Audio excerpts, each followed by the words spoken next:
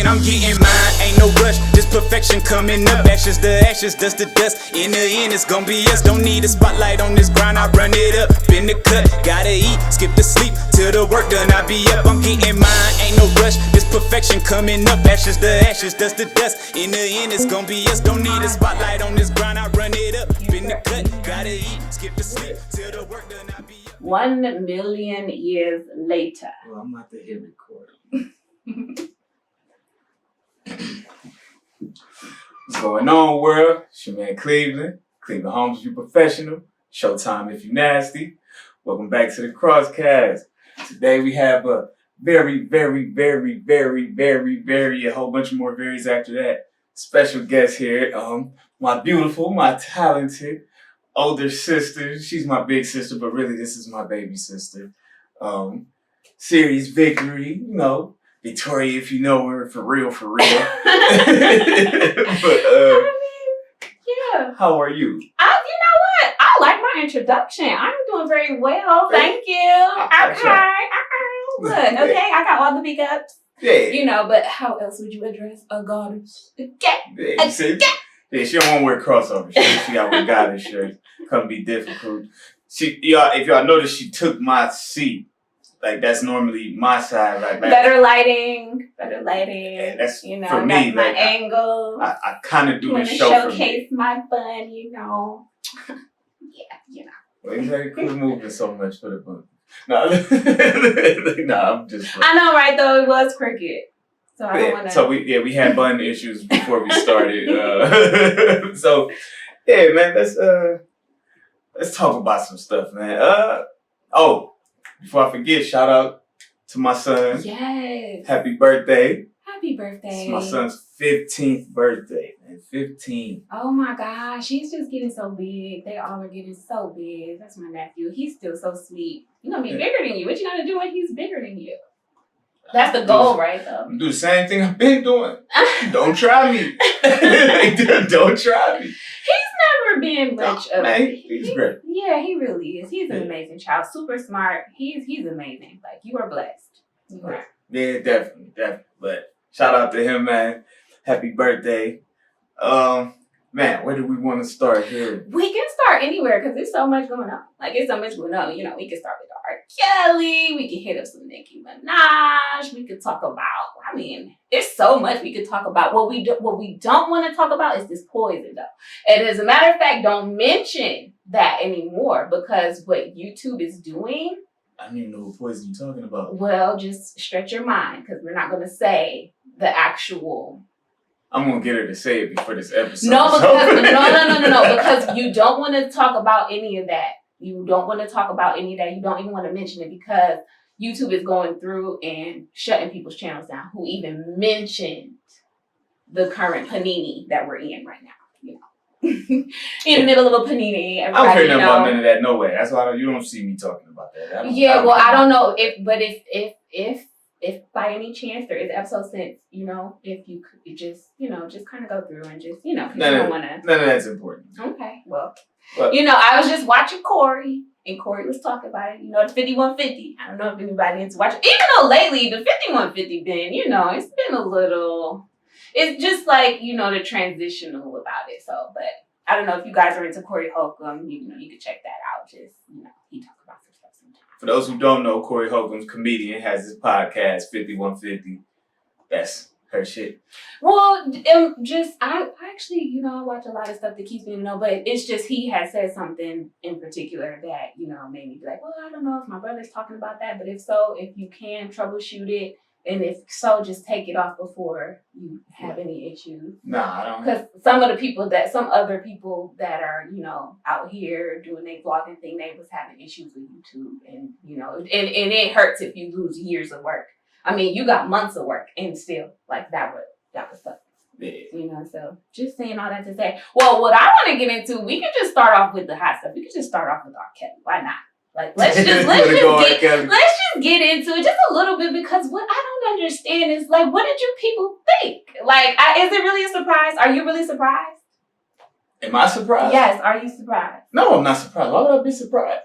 R.Kelly, like, okay, the guy's doing the shit on tape, and I know. No, honestly, you know what? I am surprised.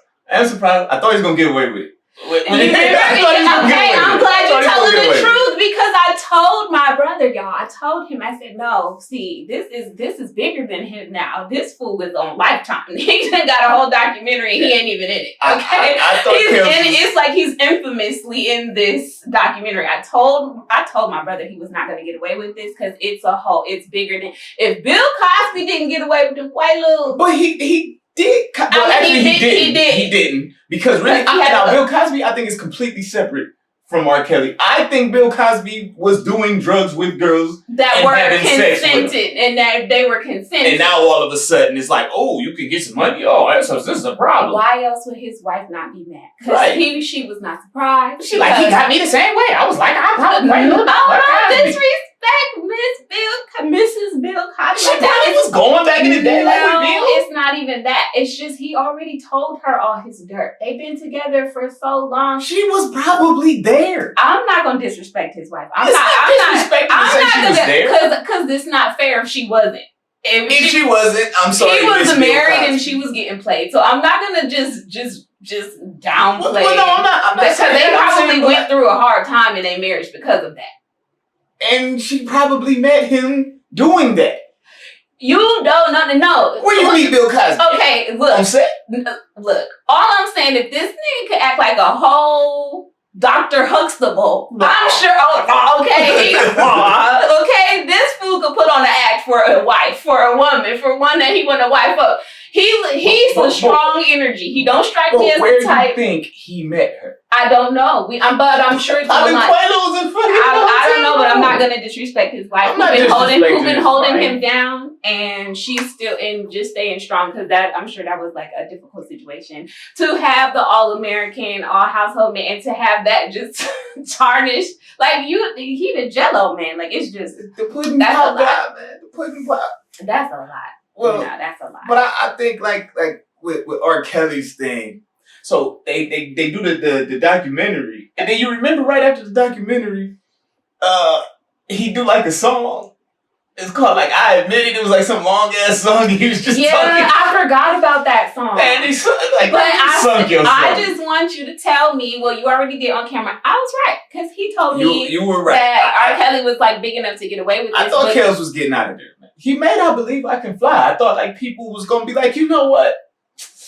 Anybody that make half on a baby, they're talking about they doing gospel now. Like, if you can't see if you can't smell the bullshit. Like, R. Kelly got on my nerves during our life. I was not. The Pied Piper ain't getting me.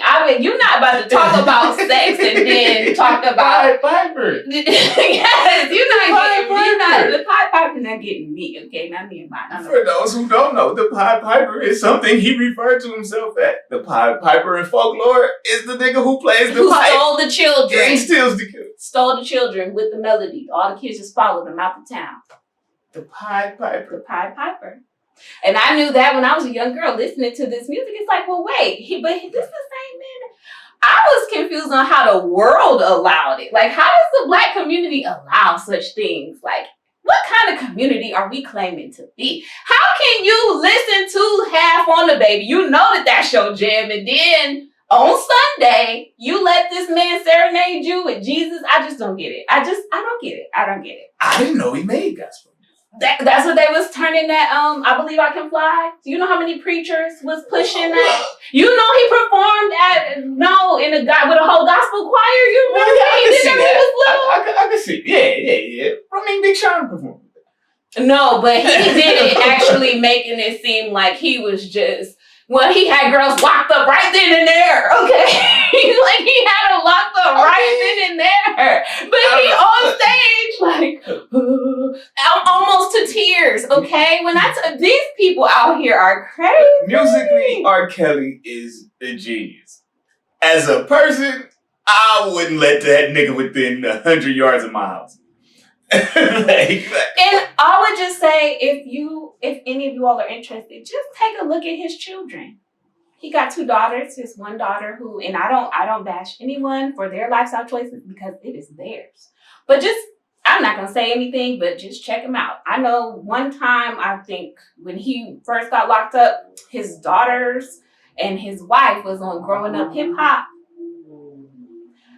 I don't think they're on it anymore, but if you would have seen what his daughter was doing and singing about, and look, I would say now this is news to me. See, she's into some stuff that I'm not. I didn't even know his children, and it was oddly, overtly sexual, for especially when you consider what her father was going through. It's almost like, was something done to you that you purposefully want to project this image? Because it's like no one really knew this girl before.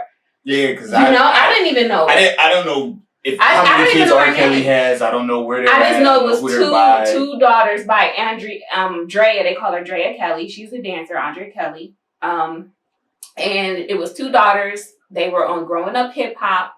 And I'm sure you can find it. You can find R. Kelly's daughter. You can type it on YouTube. You can type it in the internet. Type in R. Kelly's daughter, Growing Up Hip Hop, and you will see. And it just kind of looks odd, especially for all the things that he's accused for, and then how they are as they express themselves individually, and then very, very sexually. I think the girl was like 19 or 18. Not that you can't talk about sex, but it was like, I mean, even Chloe waited until she's 23, right? You know, Chloe and Halle.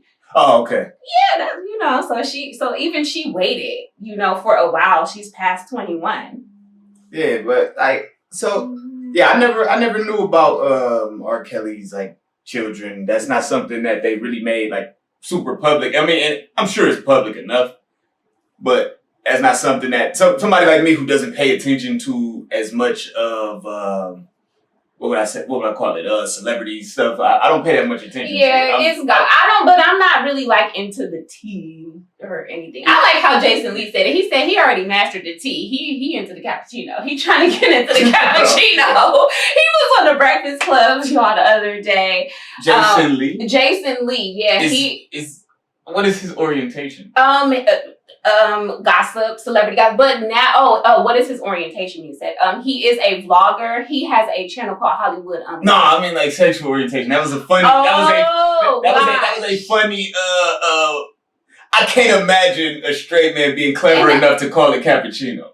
Oh no, he is gay. Yeah, because like I'm like that's funny. Brain fart on the camera, y'all. He just said okay. No, because I didn't say sexual orientation. Right, you didn't. And you probably like he wouldn't be so stupid to talk about what's this guy's sexual orientation because it doesn't matter. Right. How'd you turn the ringer on? I know. You know what? You know who's calling? Honestly, it's Allstate trying to get me to sign up. Oh God! I know, the call center. I know, right? They're always and so like, and when you decline them or when you ask them, please take me off of the like call list, they'll still keep calling you. They'll send you a text. Your phone's ringing too, but no one can hear. Well, okay. No one can hear. Come on. So anyway, look, back to pod. Blooper. So what was he saying? Yeah, the guy, but like to say, I'm done with the tea. I'm getting to the cappuccino. Yeah, no, he's not a straight man. In my head, like I may not have projected how funny I thought that was, but I'm like that's funny. It's clever. That is a gay guy. He is. Like a gay guy. But he is a funny gay man. Well, a lot of gay men like in this arena, in the vlogging, podcasting arena, the motherfucker's funny. Yeah, he's funny. They funny. He's man. funny. So yeah, I'm not getting into no sex and shit. I mean, but that was just some fun. Oh, for those who don't know, she's got the big old rolling. That's actually gonna be a new thing that we add to the show. So for the people who maybe don't want to watch YouTube or want to actually catch a live version of the show, it'll be on Big O. I'm gonna drop the Big O in the comment section underneath the YouTube video. So for those of you who maybe are more into a live show, check Big O. You can chat, all that good stuff. Yeah. And it's Sirius Victori on Big O. So like, yeah. So if he goes ahead and does follow her, Big O, Sirius Victori. Well, I can't say it right now because this gonna come out after. I know, but it's fine. It's fine. It's fine. Well, back into it. Yeah. So Jason Lee. Yeah, he's definitely he's a gay man, but he is a funny gay man, and that definitely made me laugh. He was on the Breakfast Club not too long ago talking about this woman named Karen Civil. Yeah, I've seen people talking about Karen Civil. You got Joyner Lucas who said like Karen Civil took money from him. She was supposed to do a job. She didn't complete the job. But then also, because for those who watch, I fuck with Joe Budden podcast. All the people that worked with that had good stuff to say about Karen Civil. Yeah. Even the guys that left Joe Budden's podcast, Rory and Maul, they on there, they like, Karen Civil good with me. Yeah. I've heard good things about Karen Civil, but clearly someone else thinks otherwise. Well, yeah, there are others who, Jason Lee said he wants her to go to prison. Damn. I know. And that's what Charlamagne was like, do you really? He was like, well, she did have him lose money. And basically that's what she's in trouble for, because she basically paid someone to remove his Instagram. And Jason Lee guy. Yeah, and this was several months ago. And he made, that was where he made all his money.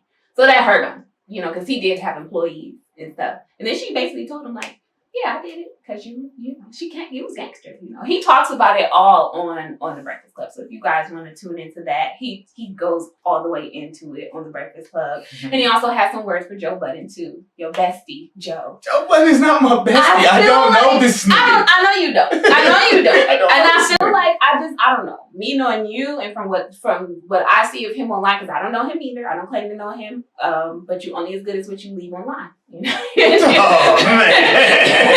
And I mean, in the cancel culture, like, you only as good as what you leave online. That's why I don't be online doing all types of crazy stuff. I will put things out there. I will put art out there. I will put movement out there. I will put things of substance out there. And if I'm not doing that, I'm not. Because hey, it is what it is. And that's funny. Like, you're only as good as what you leave online. And that's why I kind of like, I'll be giving y'all meat, but it's definitely a toned down version. It's definitely a toned down version. Can y'all let him know that he can just kind of like, he needs to like bring it out more. Like, it's so much more to him. Like, I'm getting some of it out, but it's like I can still feel him still kind of like, I'm in front of the camera. No, there's a space. I'm conscious of the camera. Look, there's a space that one day I'm going to be older. And I don't ever want to look back at anything that I created and be like, ugh. You know that cringe? Because I already got shit. I got memories that I look back at and cringe. It's different if you are like under the influence. Yeah, I don't ever want to cringe. It's one thing if you're just completely sober, just being like, you will not cringe. You will not. Right. I'm going to make sure I don't. I'm going to be 100% sure I don't. And then I got other stuff in the works that's going to be more so geared towards the homies. Oh, I feel like I shouldn't be like touching tape because you like to be not to, and I don't want to make a wrong move. I see like you're so like pod. You guys, like, he is pod perfect. Okay, like, he's sitting pretty and everything. I don't know if y'all can see my legs, but I don't know. It's not really doing it right, Well, this is what I do. This is okay. It is what you do. You're doing it. So let's leave R.Kelly and his nonsense. Well, we done skipped around. We done went to R.Kelly. We done skipped all the way around to Jason Lee, Karen Civil. I know you're driving, but hey, I'm here. Look, I'm a side seat driver all day. I'm great at going in the car. Like, I'm still big sis, even if it's only a year and a half or whatever it is. Thank you. But look, so we got R.Kelly. He got convicted. I didn't think he was gonna. I'm glad he did. Because R.Kelly, anybody R.Kelly-ish, I catch you anywhere around my nieces, you ain't gonna go to jail. Okay. I promise. Right. I promise. And he, is the industry dirty? Yes. Is he the only dirty person in it? No. But I don't condone any of that. I don't. But like, dude, he got sloppy. Completely sloppy. You got too comfortable. Yeah. You're like, I'm getting away with this. This is good. They can't touch me. So, I'm kills. Yeah. And I believe I can fly. Like, I'm kills. Like, he can't even read. Yeah, He can't even read. Fool me on that. So who is actually writing this stuff? I mean, is he just saying the words? Because this fool can't spell if he can't read.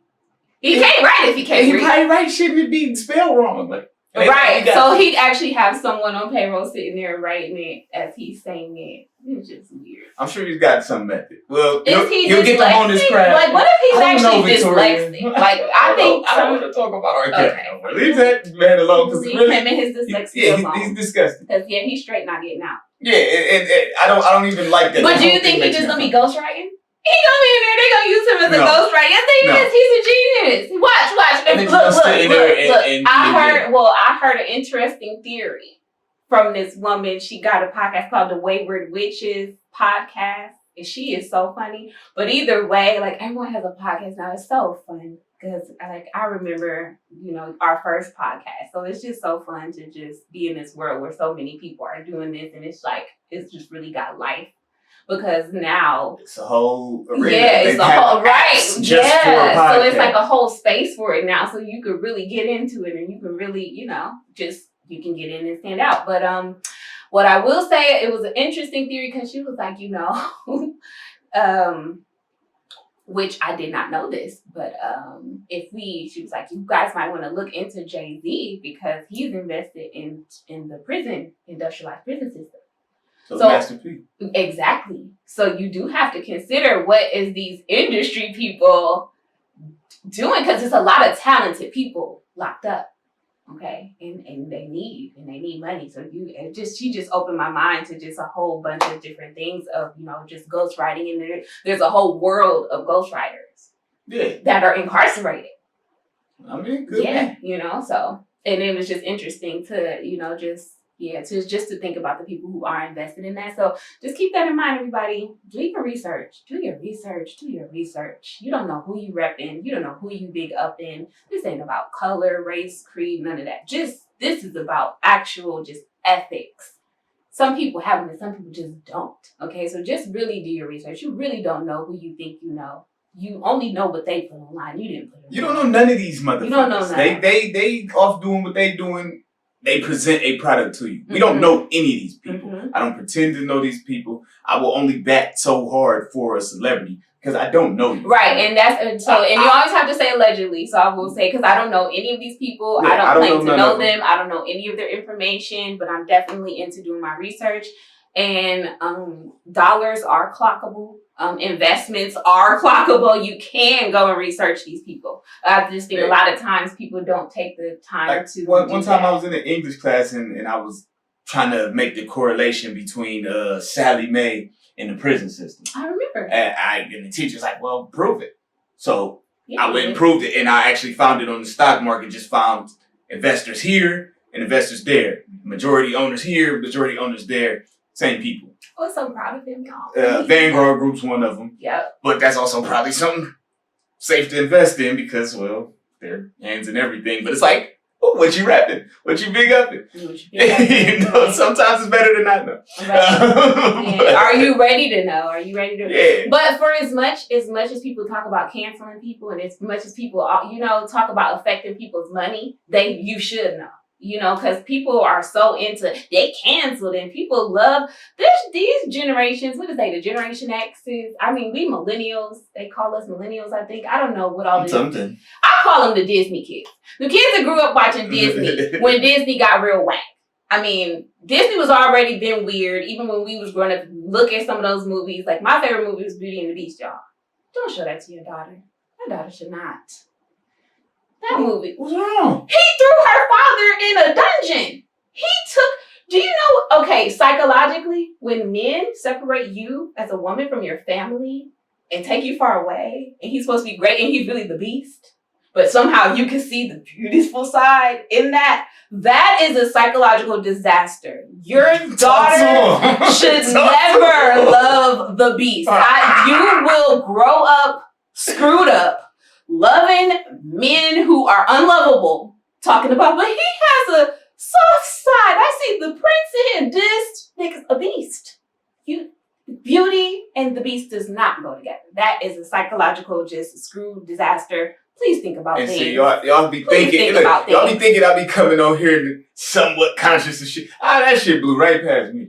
Yeah, he like, what's wrong with the movie? I'm like the beast, nigga. I'm the beast. No, you've never taken a woman from. He locked her father, and then her father was such a little timid. He didn't mean no harm. He just wanted his daughter, and he was like, Rah! And I just used to watch it, like, oh wow, not even. Crazy, I don't even remember that part. Like, it didn't hit me. It did not hit me, but in the subconscious, it was all being recorded. It didn't hit me either. But then when you get older and you watch this stuff, it's like, this is crazy. Like, this is insane. And he's mad, he's angry, he's a brute. Like, and she all nice and sweet.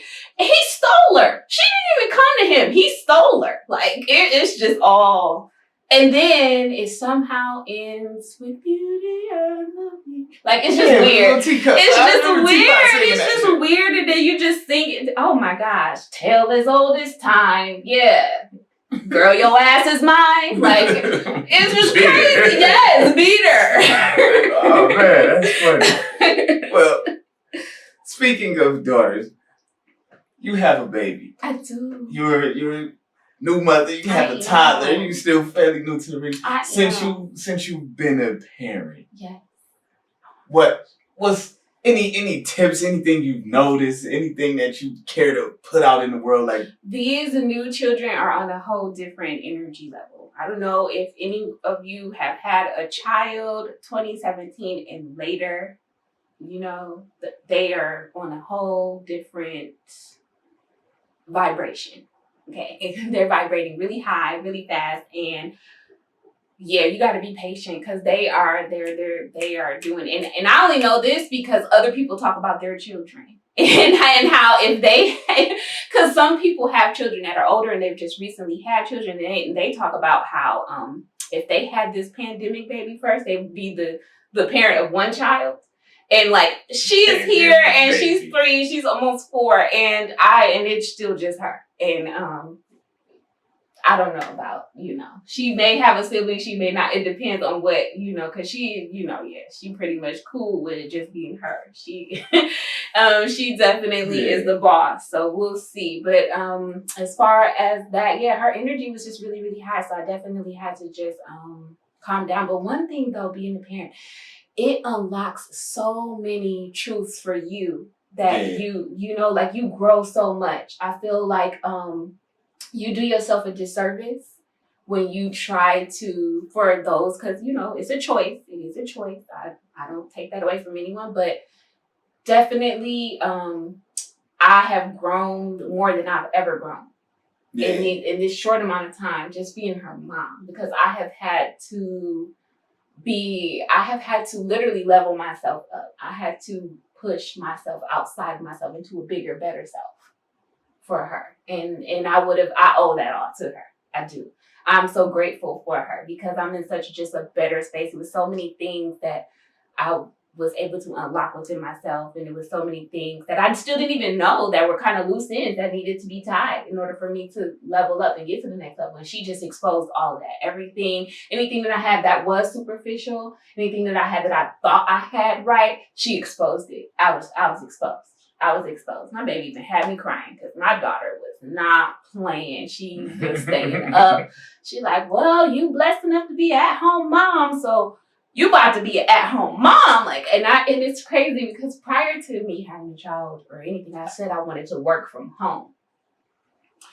You get what you ask for. Be careful about your manifestation. Got to be real specific. You really specific because a mom is a freaking job if you actually are doing it. And I feel for the moms who can't because they got to work, because I know that bothers them. Because everybody that like that also showed me like I'm just so blessed and I'm so grateful. That's kind of like my next question for you. Like coming from being, real independent, do your own thing. Yeah, I was working, you out working, you had everything. Like shoot, when I used to be going to the shows, you was my Raleigh. I ride with you. We jump in the Mustang. Everything, y'all. We slide all across the state. And so go to if you guys look on his page, go to his Facebook. You'll see some of the stuff. Go to his Facebook. Like we just be sliding around doing shit. And like so coming from like, doing your own thing. You take care of yourself. You doing your own thing. Like you working everything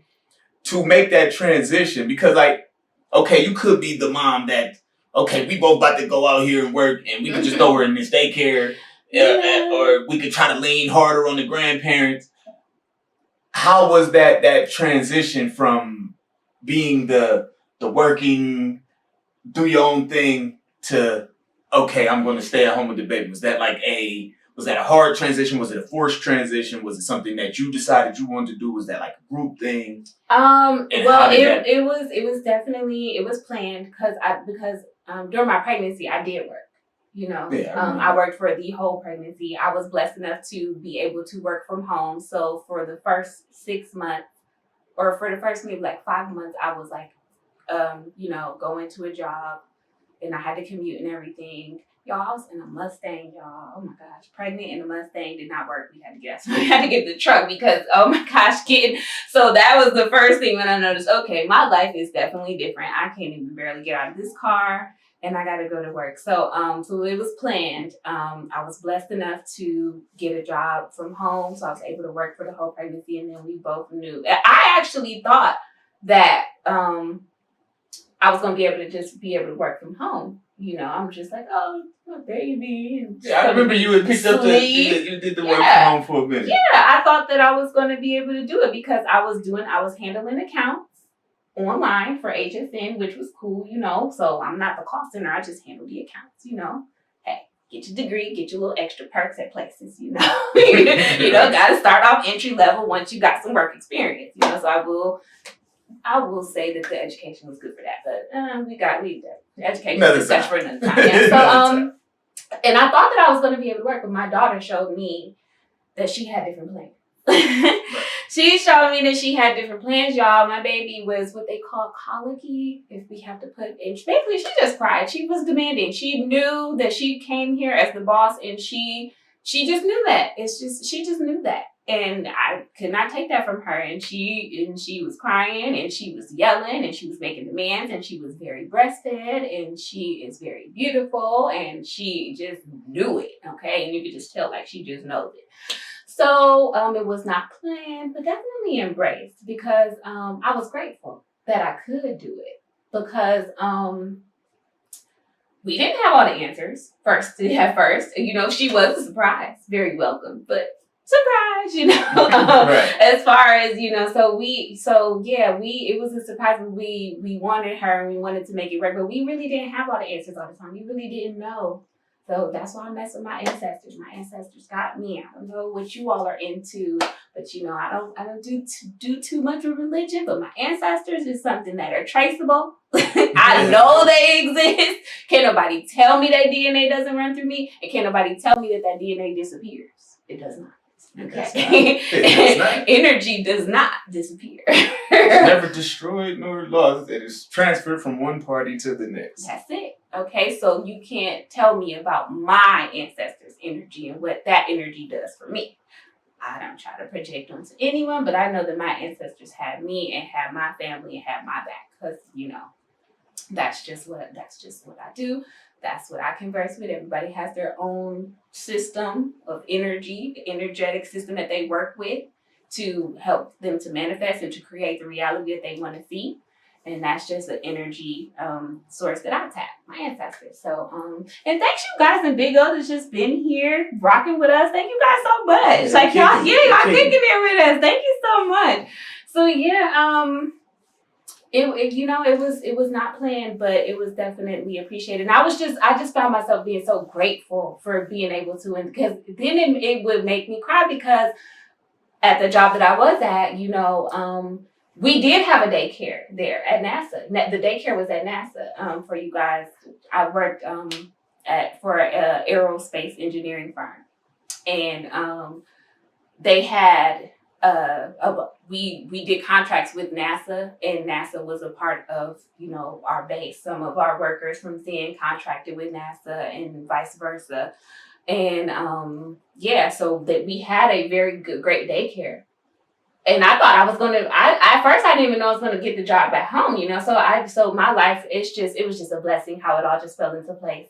But it wasn't planned. And then it made me feel bad for the women who don't get to do that, who have to work, who don't have that choice, because everybody does not necessarily want to work. Every woman does not want to leave her child with another woman or with, you know, a service, a care service. This is your little baby. You don't get any of those. And it's hard for somebody else to care the way you would care. Yeah. I even though it's very loving, caring people out here. Yeah, but I wouldn't imagine any and everybody that's available to me would care about my child the way that I would care. No, but me, I will say that though, coming from working in childcare very early when I was in college, I was very caring, you know, but I was so young, you know. It's like me, that's a job I would never apply for. Yeah, I wanted to be with the babies. I don't want anyone else's kid near me.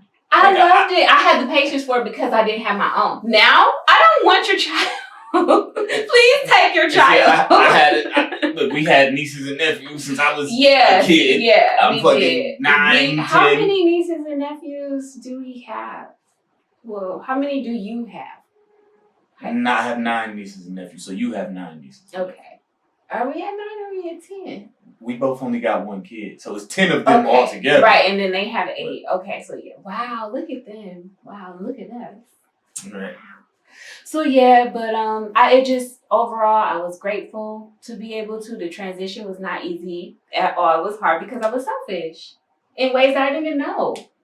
I just could always get up and do my own thing.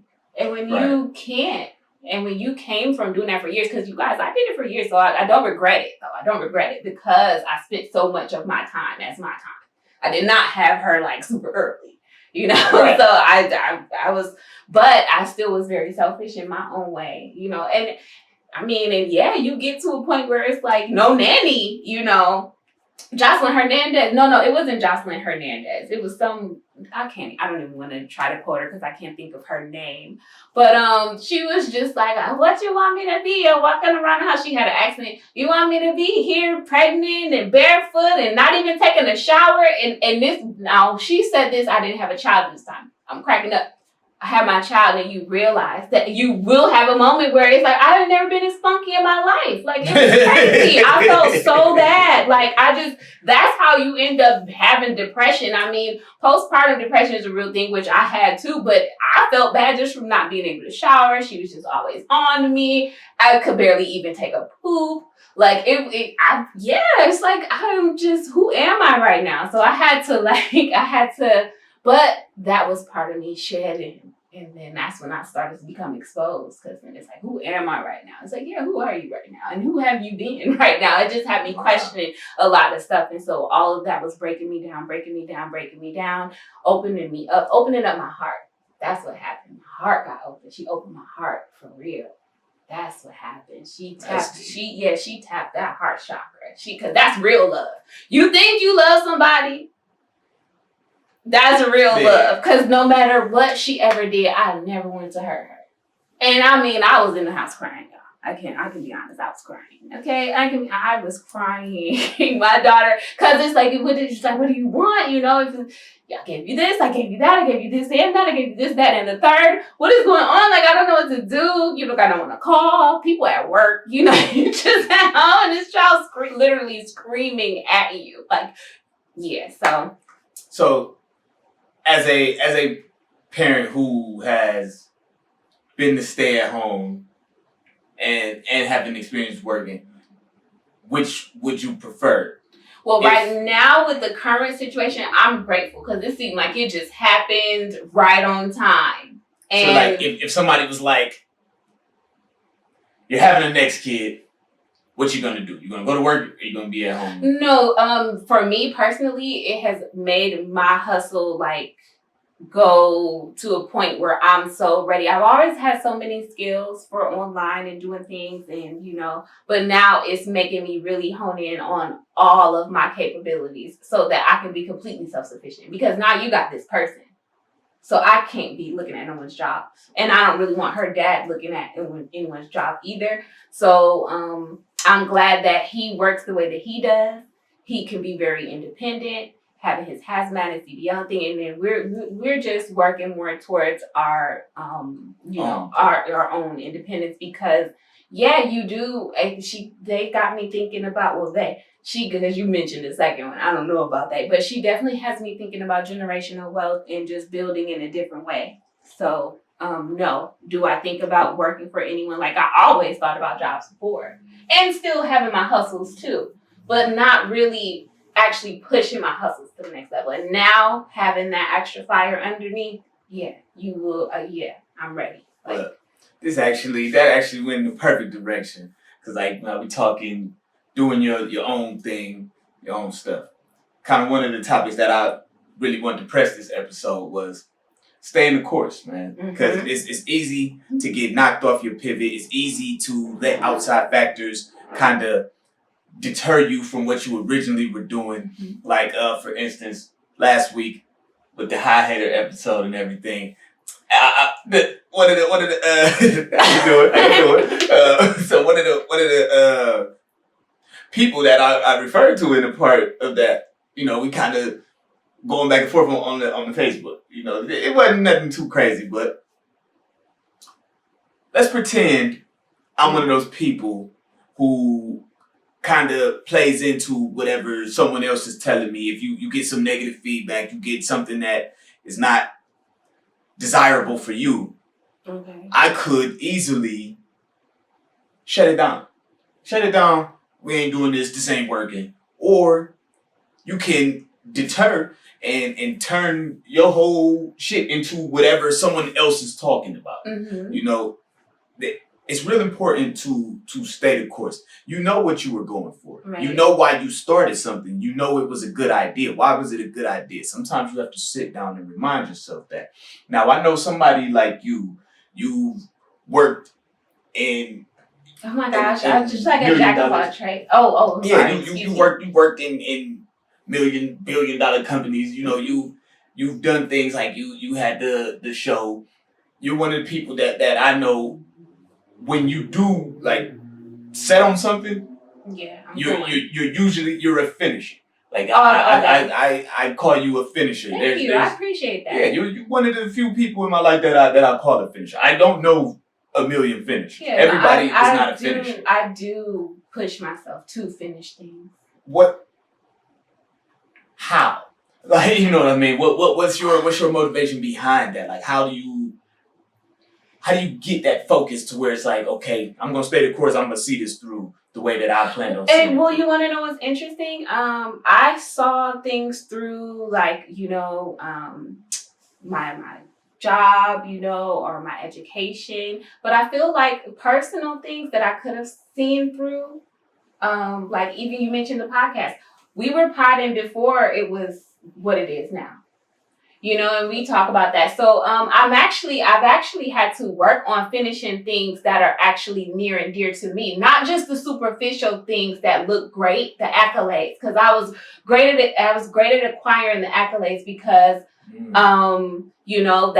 that's what gets you the job that you want. That's what gets you those materials. So I was really good at doing that. But the things that could actually allow me to soar, some of it I did not stick with, because for me, at the time it seemed like, well, no, you play it safe, get the accolades, stay safe. It was easy for me to not downplaying them, because I had to stay the course, like you said. Right, but it was easy for me to stay those types of courses, because doing the accolades ain't for everybody. Right. The education way, you get accolades in many arenas, but that's not for everyone. To play it safe and do it scholastically. I was getting like a whole bunch of scholastic accolades, and that was playing it safe. I've been getting them since I started school, so that was very safe. But to tell you the truth, I'm at a point now where I am ready to see something through for real for me. That was like a passion. That's something that'll have me really get to that next level. But as far as finishing those like scholastic things or things for jobs, and even some endeavors, that other people wouldn't do. The answer, I applaud you for your transparency, because this answer, you just sweat me with that. I'm like, wow, I didn't ever think about that. Yeah, it was. You know, like I put a lot of focus on the things that were easy to attain, the stuff that everybody tells you, that's going to secure you. So I was looking for security, but also not considering that if I just push past that, I might gain even more than security. I might gain a whole lane, that I created for myself. So, cause like I was doing things that people, learned how to do later. Like I taught myself how to build websites and stuff. And so those are the little things that when you do something on your own, those are the things that you want to stick with no matter what. That's the advice that I would give to anybody. Stick with, the accolades are cool. The scholastics are cool. What everyone else thinks is cool. But those little things that you start, don't seem like much. No, those you gotta stick with them. You gotta stick with them. You gotta see those through. And I'm actually just now seeing more of my things through. And see, like to me, like you saying that speaks volumes, because what I see from you, I see like the what everybody else sees. Right. I see the accolades, but I also see the inside stuff. I see you seeing it through being the stay-at-home mom. Because you can easily be like, man, this is a headache. Yeah. You know what? I'd rather have the headache at work. Okay. You know what I'm saying? And go get a job and get out the house. And then I see you do stuff with like the websites and stuff like that. I'm like, I've seen you learn that. You know what I mean? So like in my head, the near and dear stuff to you are. I did see it through, but then it's like I finished it, I learned it, and then it's like, okay, I got a skill, that's cool, but it's like, no, you could really work that. You could really finesse this into possibly even a business. You could possibly, not even just a business, like, I want to make, like, you never know what you can do can help, like, future children. Like, like I'm thinking more along the lines of building programs for kids and stuff like that, pitching things for schools, like for books and things like that. So it's certain things that I'm thinking of, just thinking bigger. And giving back. How can I give? Because I was all about my giving. Not that I wasn't a giver, but I was all about me getting this accolade, that thing. Let me get this thing. Let me try this thing, and I'll try this if it's at work, and I'll try this if it's offered, because I know that these are, these accolades, but they weren't necessarily. They were near, but I can't say they were necessarily dear. Right. They were near, and I could get them, bam, bam. And they made me feel good. They did. But now I love a good accolade. Yeah, I'm just thinking different now with, how can I solidify that giving back? And not just giving back for a moment. Because some people, you get your make a little program, whatever, when you know what you're trying to do. You're trying to fund this or that, or you're just trying to say I did. But I mean, like, really, really, I really, really, really want to give back and make an impact in a way to, like, really change little lives, and to really, so I'm definitely got some things that I am putting together, and I can't wait. I'll come back and talk to you as and I know certain stuff, but I'm like steering away from it because that's what you're doing. Because I would like to present it, but as far as that drive, on another level, to finish the hard things like being a mom, I'm pushing myself through that self-growth. I'm really into it. Yeah, I'm really into it. You're one of the people who I talk to about minds. Yeah. So for those who don't know, like, this probably, I would still be thinking about starting this. I would still be picking the things that are not perfect about this and trying to make them perfect before I ever started this, if it wasn't for her. She's one of those, always been just start it. Go do it. I've been thinking about this forever. Like, I've been about to do this. Well, actually, the podcast arena came a little later, but like, just with the camera, I'm like, I could do a web show. I'm gonna do a web show. Like, I switched the idea so many times in my head. I always point out what I needed that I didn't have, and she's like, just start. Yeah. Just start. So, like, when I do speak to her, like, this is one of the people who I respect. I respect her. I respect her because of your work. Like, you have a nice body of work. Thank you. And to me, it seems like I can do, but it's so much more. And then, and it's like, it's so much more I could have done too. But I am working on taking the time to appreciate the things that I have done. Because that's another thing that'll keep you moving if you don't take the time to appreciate it. I'm not a gloater. I never rubbed it in anyone's face. Like 2 weeks face. ago, I kind of had an episode. Just pointed that out. Take time to see what you did. We'll go ahead. Yeah, so that's another thing. if you don't take the time to appreciate it, it's easy to jump onto the next thing. You didn't even appreciate what you just did. That's another way. I'm great at that. Yeah. I'm great at not noticing what I just did and going to the next thing. That's not, yeah, it is. And not taking that time to congratulate yourself is just detrimental. Because you aren't building yourself up as you are accomplishing these things. Big up yourself, everybody. Big up yourself, please. Look in the mirror and big up yourself. Just look in the mirror, like yes. It's like in the moments where you getting tired. If you don't feel like you ever did anything, you're almost like, why am I working so hard? I quit. Mm-hmm. But if it's like, man, you realize, like, man, to even get to this tired point, all the stuff you accomplished on the way there. It does a lot for your psyche, you know. Like, now I'm not saying every time you do some little thing, you gotta feel like you the greatest, and even that's not a problem. Like, you could do that. Just don't get distracted with it. Like, oh well, I did this little part, I'm done. And I was good at I setting my own bar instead of actually reaching the actual mark that you could really set. I was set. Oh, I learned it. Was okay. It's like, okay, well, you learned it, but it's a skill now. What are you gonna do with it? You know, like, now, with the mind that I have now, I would have had so many of these silly websites that a lot of people have with ads on them. You know, if you know how to build them, you can build 10, you can build 20, you can build, you know, just not having that forward thinking, but I have that now. And what allows you to do that, a child will do that. So for people who don't block your blessings. Don't block your blessings. Don't block them too much because it is a choice. I get it. Having children is a choice, but you can. Don't block your blessings though, because children do come with their blessings.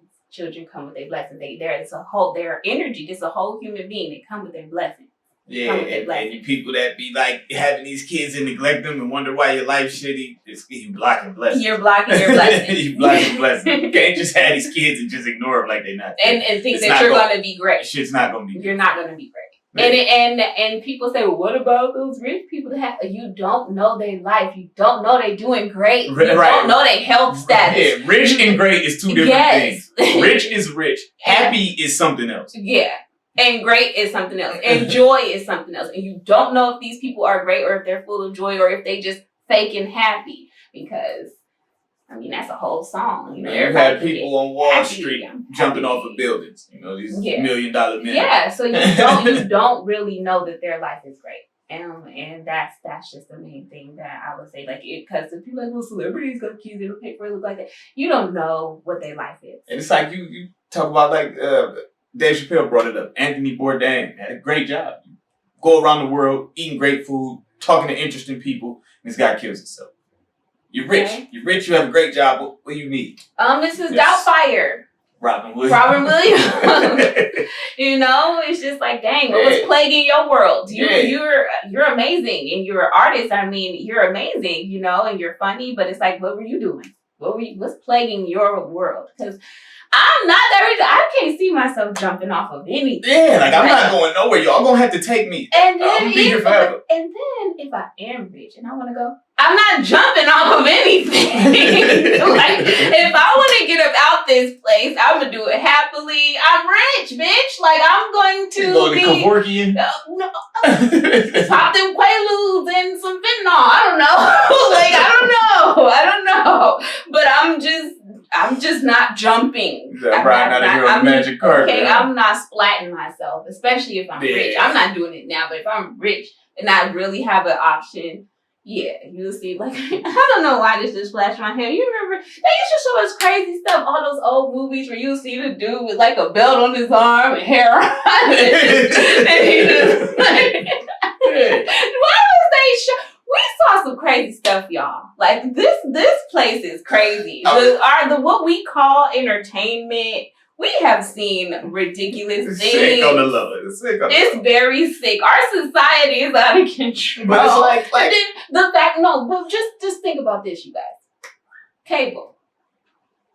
These movies that they would show, okay, these were rated R, whatever movies, you know, these are movies your parents say, you can't watch this when it was new. But as soon as it come on TNT, it was fine, it was fair game. Like, They were still showing the messed up parts. They were just leaving out the cussing. They were still and the sex showing. scenes are gone. They were not even really. They just kind of went to commercial, but you still saw something. Like they didn't even take. We knew it was about to happen. Yeah, you knew it was about to happen.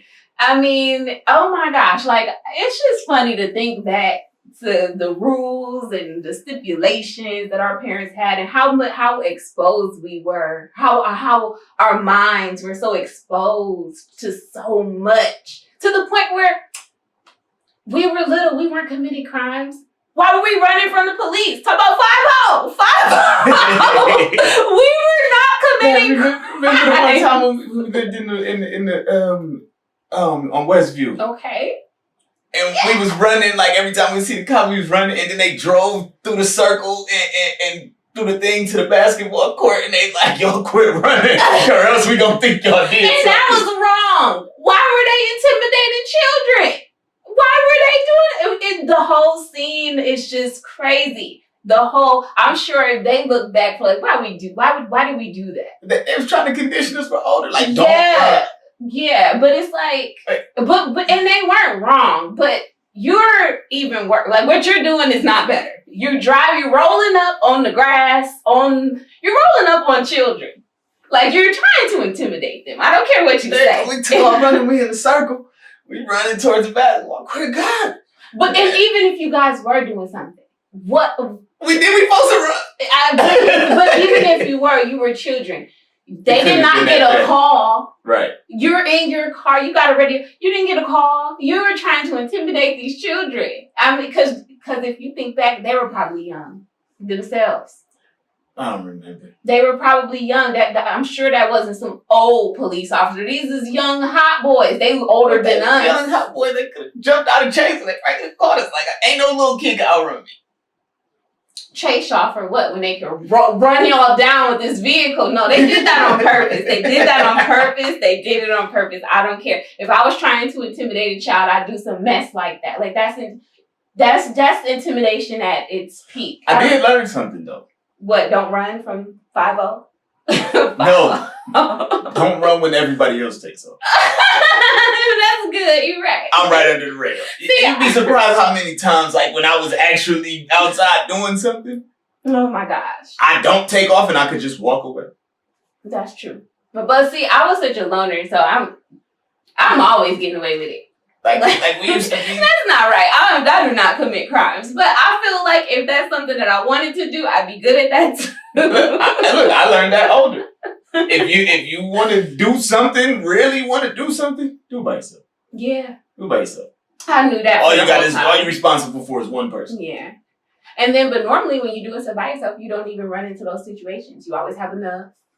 You know, it's all, like, there's no one around to share with. There's no one around to ask for nothing. There's no one around to tell. There's no narc. I mean, you normally are good. I don't know. I enjoy that walk. A lot of people just can't, especially this social media world. Like, a lot of people can't even be alone in their room anymore. It's like, let me get on a live. Well, I just need to see somebody. It's crazy. Like, I see it. It's like you crazy. can't be alone in your own home that you pay the bills to be there. Okay. Hey, look, I'm so weird about the shit. Sometimes I be wanting to take a picture and go live, but I don't even want people to know what my living room look like. I be sitting there one day and I'm like, I should take it. That's one thing I was very cautious of that because I was good for Snapchat. Like back in the day, I was real good for Snapchat. Okay, but I noticed that once I started showing different parts of my place, people got real thirsty. Like. People got real thirsty. It's because some of the people who were my followers were people who were local. Right. But they was just someone you would never come over my home. But then they seen like, oh, y'all place is not. It's like, okay, yeah. So you don't want to show too much of your home because it will. And I mean, my shit ain't like nothing immaculate. Like, it's a bachelor pad. Like, it's nice though. You have a nice place. Yeah, I know. A lot of single guys live real foul. Yeah, I know. I was a single guy before. But I mean, it's like you're paying bills and this is what you're doing in here. Yeah, you got a fucking milk crate to sit on. Yeah, your mattress on the floor, like, and there's no covers, and you invited somebody over here. Like, it's just like I don't know. And was I ever at that kind of house alone? No.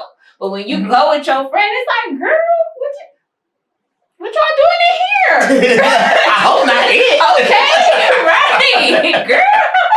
What is this? Oh man. Is that his mattress? Is those stains? Okay, you know what, girl? Because I was always the musician. I was always the ride. Maybe he's a musician. You know, he was not. He was not though. And honestly, to tell you the truth, a musician will throw you for a loop with a studio. And it's like, wow. Get your broke ass. This is nice. I mean, it's just one room, but you got this one room laid out. Yeah, this one room got thousands of dollars worth of equipment. And then he like, no, wait, check it. And then he got a curtain that goes, and it makes 2 rooms. It's just like, okay, you know, I'm still not staying here. This is one room, but you got your one room laid out. It's laid out. I have seen some nice. It's got a nice divider. Okay, and it's like it's still time for me to go. I make money. I'm sorry, I can't do it. I'm sorry, I can't do it. I grew up very, you know, hey, I can't help how I grew up, how I experienced life. My daddy was front and center, not taking anything away from my mom, because my mom is definitely that go-getter, and she get any up right now. If I got a problem, I could call my mom right now. Okay, so, but my daddy, though, it's like, and my mom literally had to go to school and get her master's degree to make what daddy was even start to break into what he was already touching. Like, he was already touching that. To all of you who don't know, our father was an engineer. So, yeah, did that. He was raw at that, too. I mean, when I tell you he could freak the computer, y'all, I am the computer person I am today because of him. Because he showed me, because he built computers in the house, he showed me that no one needs to teach you this computer. He showed me that. Like, he showed me that. And him providing that. Everybody did not have computers in their homes when we had them in the early 90s. I mean, we had computers in the 80s, but he was so futuristic. We had computers in the freaking 80s. I wasn't. Yeah, well, you were so little, but that computer that we had, before he built that one, the computer that had Wheel of Fortune on it. Yeah, I thought we got that in the 90s. Because I remember that being... It was there, but that was his computer that he got for himself in the 80s. We were just still using it. And that's why when you turned it on, it was not like a Windows. Remember, in the 90s, Windows was already popping because we were at school. We was playing. I thought we had Windows. That was the one that he ended up building. This was I know the one. It was a Mac. Remember, it had Apple. It was a Mac. Macintosh. We didn't even use to call it Mac. Yeah, it was a Macintosh. Yeah, so he had that computer. He had that boy. Because at school they had the Macintosh. Yes, computer. Daddy had that boy. Boy. See, you don't even know. That's what I'm saying. That's the kind of power that was in our house. We didn't even know. Like most people, and especially people that look like us, did not have a Mac in the house. And I broke that computer. Yes, because it went into CMOS and I was just messing with shit. I was trying to just get it going. But in you breaking that, he ended up building one that was a super powerhouse. It was huge, biggest screen you could ever see, huge computer. Thank you, Daddy. Like, you're just so amazing, and it's just so many things that Daddy just did that it still enriches me now. It's just the coolest, okay? Like, if you didn't get a chance to be my dad, like, you suck. Cause I'm just playing. I agree with that. Well, what about my husband? He didn't really get to meet him. He seemed to be fun. I mean, at the basketball game. He did. Came to my basketball. But they didn't. He just made it. He just made it. So yeah. But Daddy just he showed me that. So one of the things Dad showed me about was music. Mm-hmm. Big on music, and also I do a part on the show where talk about making music great again. I give my picks for each week, you know. So what I'm gonna go with for this week, I'm gonna go with. Yeah, that's cool. I'm gonna go with for this week. I'm gonna go with Nick Grant. Now, for those who don't know Nick Grant, rapper. I actually went to a show one time. Really? I went to a Nas concert. Okay. Nick Grant was an opener. Okay. And these people's outside making hella noise. It sounds like a band. It is. Why the fuck is the band outside? That's crazy. Well, honestly, because it's fall time. Why are they on my street? I don't know. Ain't no damn school right here. But that's wild. They do the marches. Well, they need to go ahead. They're probably just happy to be able to perform. Who cares? Anyway. So, at least you live in the area with the band. I don't care. You are not in the hood. I don't want that. I don't want that. So anywho, so Nick Grant, I actually went to a concert. It was a Nas concert. It was here in Cleveland. Nick Grant was an opener. Okay. I think I might have had this nigga performing on camera. Okay. I did not catch any of it. Mm-hmm. I was faded back then. Happened? You know what I'm saying? I was worried about Nas. Okay. I had what's her name with me. I took her there. Okay. So I'm here. I just nodded. I don't really know who it's name. It don't really matter. But okay. It don't matter. I guess if I told you the time frame, it don't matter.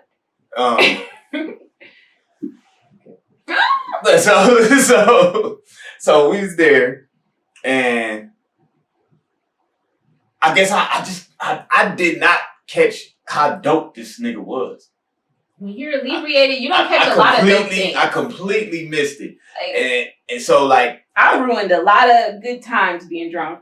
Yeah, me too. but I had a lot of good ones too. I had a lot of good ones If I could go back in time, I probably drunk a little more. But no, look, anywho. You did the damn thing. I think if you'd have drunk any more, I might not be sitting here with you. Like, dude, and not even from you crashing or anything, just literally from alcohol poisoning. Because, dude, you drank.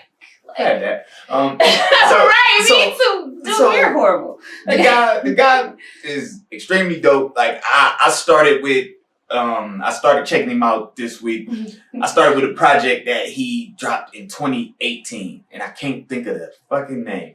But that project he dropped in 2018 is better than like 98% of what I've heard new this year. Oh, yeah. Yeah. Like, you only got 1 or 2 albums this year that's probably messing with that. Yeah. So, the guy's dope. Check out Nick Grant. I'll check out Nick Grant too.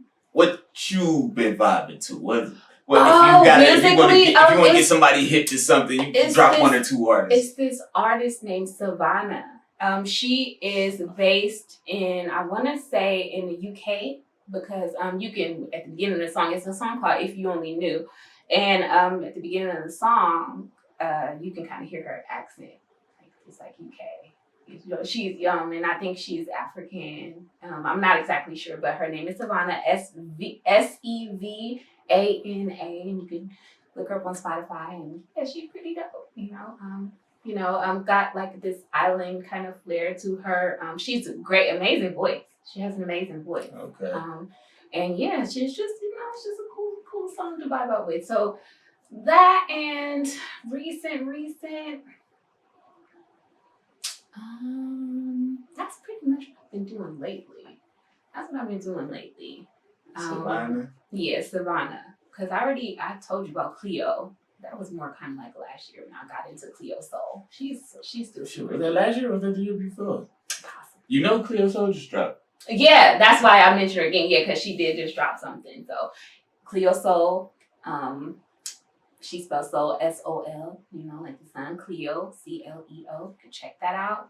Just to, add some little, My bestie likes Cleo Soul. Really? Yeah. You like a lot of that type of music. I could see that. No, I could definitely see that. I think any good rapper, deep down, is a bigger fan of R&B.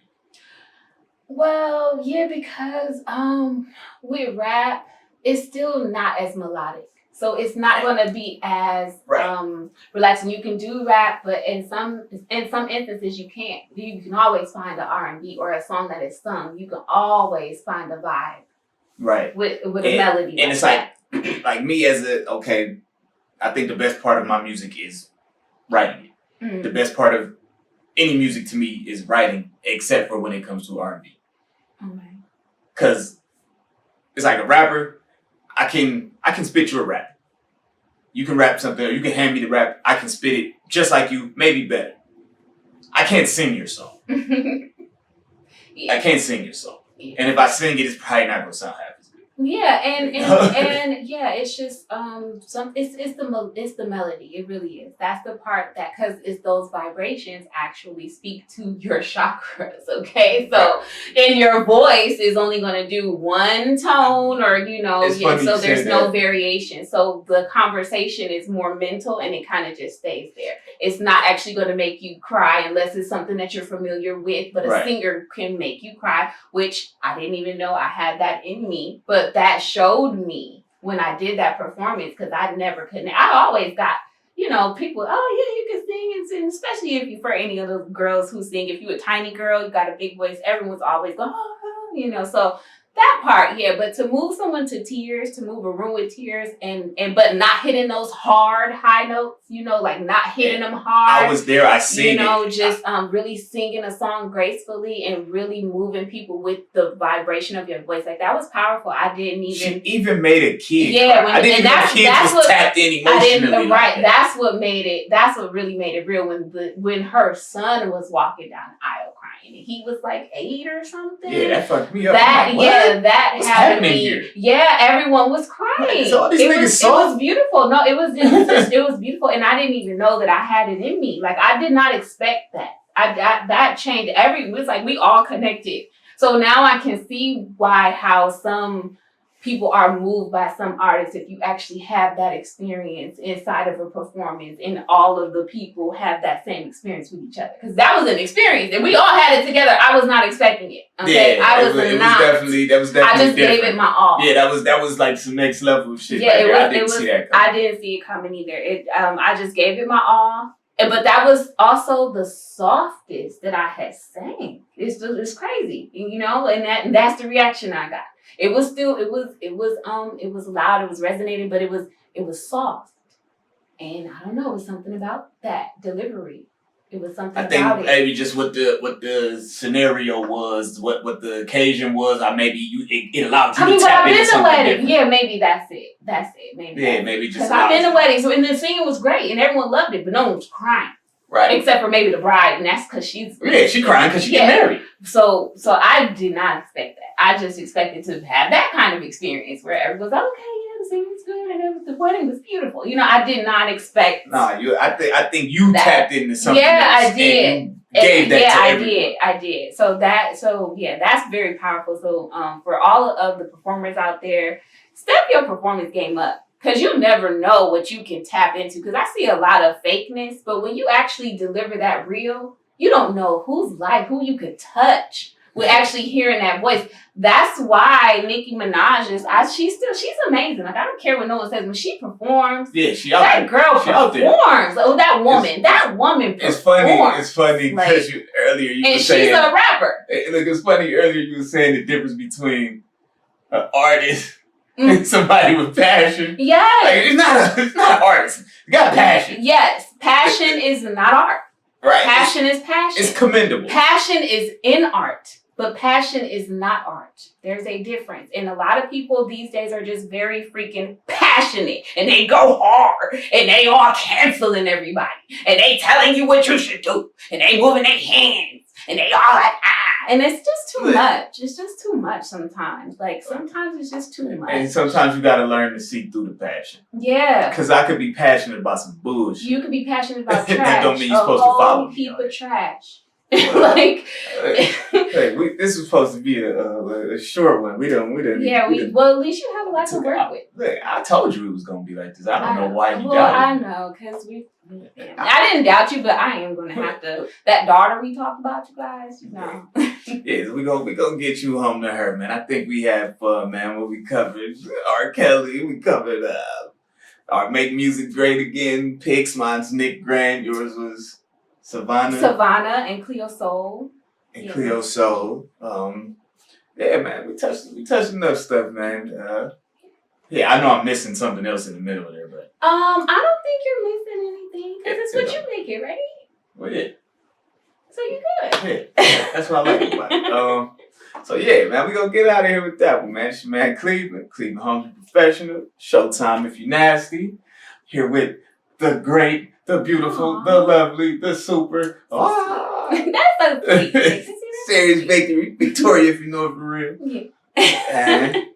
Hey, thanks for coming, man. Of I definitely had course. fun. This was a change of pace from whatever I planned on doing today. Yeah, because did we cover, well, we still covered the things that you wanted to, so that's dope. Because I never want to, Stay in the course. That was the other thing. Yes. Stay in the course. Right, we want to stay the course. We just jumping right in there. It moves real smooth. Yeah, because I don't want it to be jumpy, but I feel like it's going to be all right. Of course it's going to be all right. That's what we did. Well, and also everybody on Big O, thank you guys so much for just sticking with us, tuning in. This was so nice. I wish I was talking to you guys more, but I don't know, maybe I'll talk to you guys in the car because I gotta go get my dog. Shout out to Big O, man. So yeah, live episodes gonna be available on Big O from here on out. I'll post the links in the comment section on the YouTube. Okay, and we need to get you doing these shorts. Let him know in the comments that he can do YouTube short. He works out a lot, y'all. He does. He works out a lot. I wish I had his workout ethic in time. Like, I wish I had the time. I don't. Don't we all? Like, I don't. But don't we all wish they had it? So everybody wants to work out with you short. till it's time to work out. Okay, well, we getting up out of here, though. For sure. All right. Peace.